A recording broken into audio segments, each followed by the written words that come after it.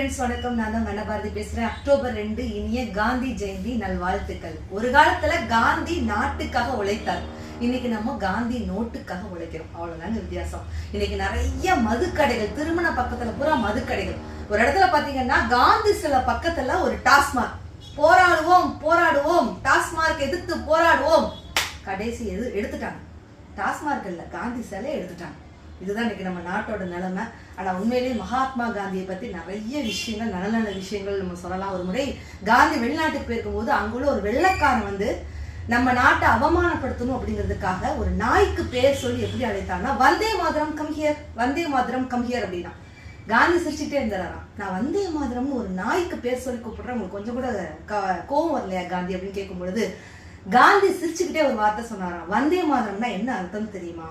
தாயே உன்னை வணங்குகிறேன்னு அர்த்தம். இப்பதான் தெரியுது, ஓன் தாய் யாருன்னு எனக்கு இப்பதான் தெரியுது அப்படின்னாராம்.